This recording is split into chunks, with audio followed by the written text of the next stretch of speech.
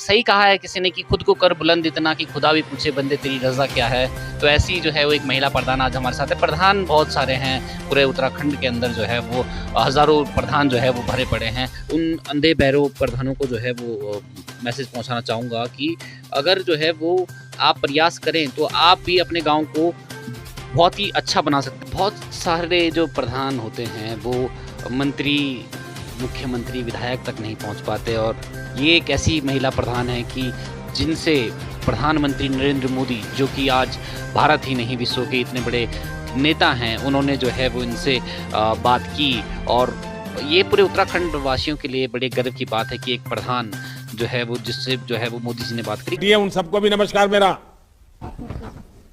कौशल्या जी, आप अपने गांव की पानी समिति के अध्यक्ष हैं।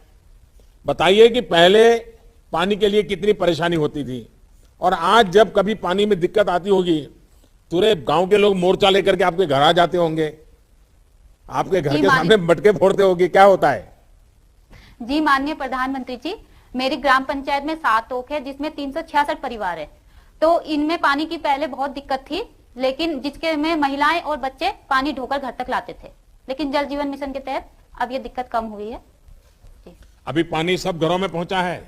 जी जी माननीय प्रधानमंत्री जी, सभी घरों में पानी है। अच्छा, मैं हमेशा कहता हूं कि पहाड़ का पानी और पहाड़ की जवानी पहाड़ के काम नहीं आती है। अब आपने कमाल कर दिया है। गांव में पहले पानी की वजह से पलायन की स्थिति थी, सब जवान लोग चले जाते थे, अब क्या स्थिति है?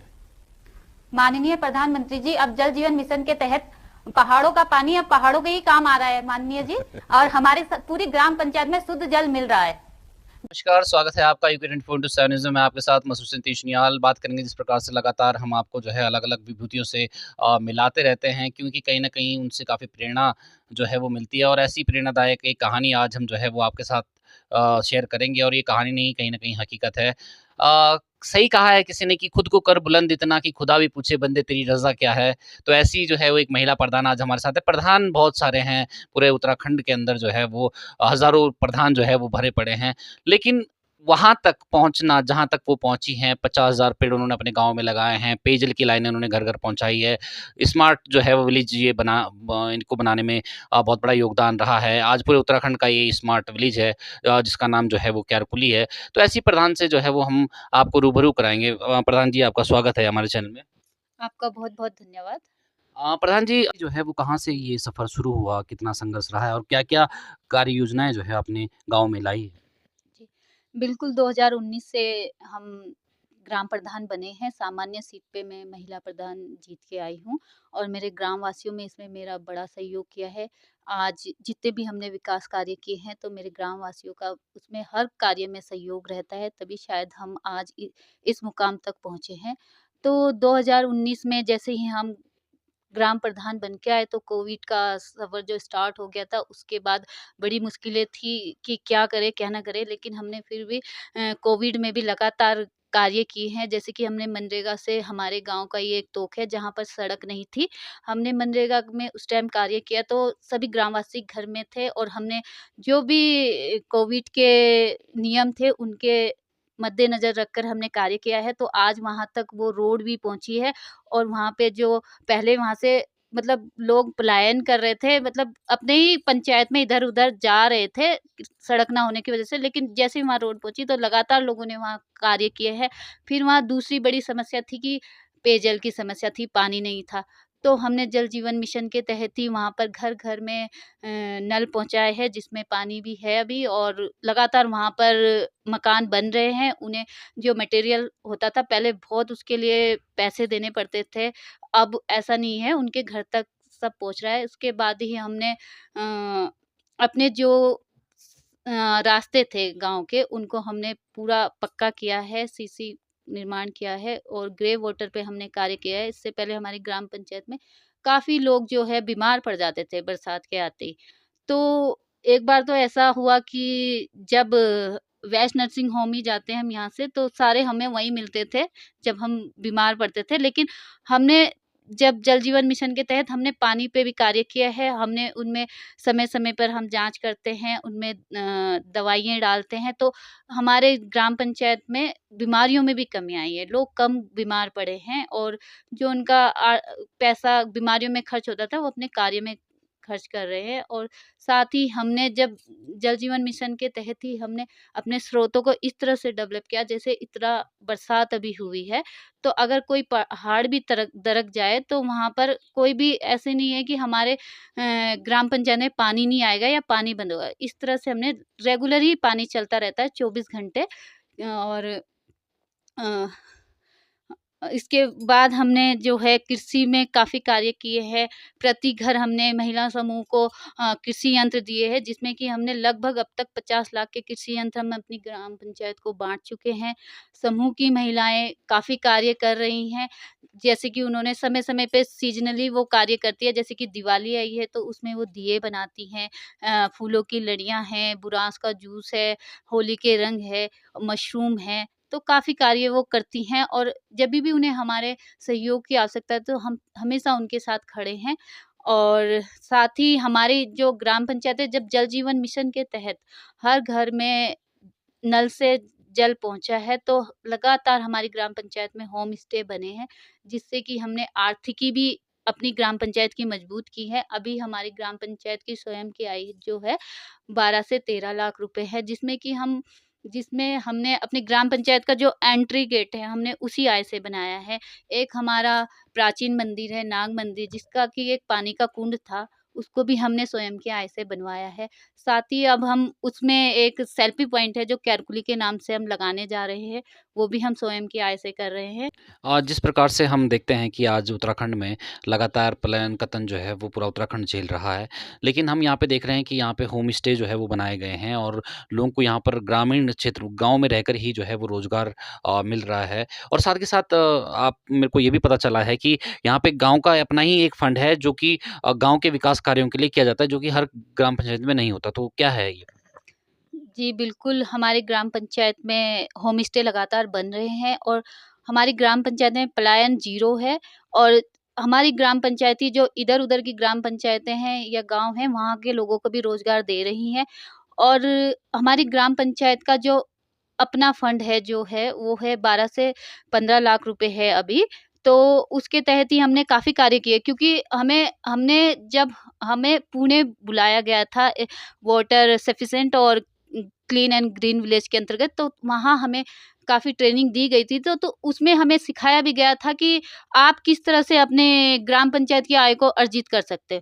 तो वहाँ से आने के बाद हमने अपनी ग्राम पंचायत का हमने सोचा कि हम क्या कर सकते हैं। हमने अपने जल कर के द्वारा हमारे आज अपनी आर्थिकी है, जिसके लिए हमें सरकारों का मुँह नहीं देखना पड़ता कि कोई बजट आएगा तब हम कार्य करेंगे। हमारा स्वयं का फंड है, तो हम उसको खर्च कर लेते हैं। मैंने जैसे कि कार्य बताए भी हैं अभी, हमारा स्वागत गेट है और जो हमारा प्राचीन मंदिर है उसका कुंड है, अभी सेल्फी पॉइंट है और काफ़ी कार्य ऐसे किए हैं हमने कि जो हम स्वयं की आय से कर सकते हैं। और जैसे कि कोविड काल था, तो उसमें हमारी ग्राम पंचायत में हमने श्रमदान भी किया है। हमारा एक यहीं पे मन्यान है, तो वहाँ पे काफ़ी कंजेस्टेड जगह थी, तो जो हमने महिलाएँ और पुरुष सब मिलके हमने वहाँ पर लगातार 21 दिन श्रमदान किया है और हमने उसको चौड़ीकरण किया है, जिसमें कि हमें कोई फंड हमने उसमें यूज़ नहीं किया, सभी ने अपना-अपना योगदान दिया।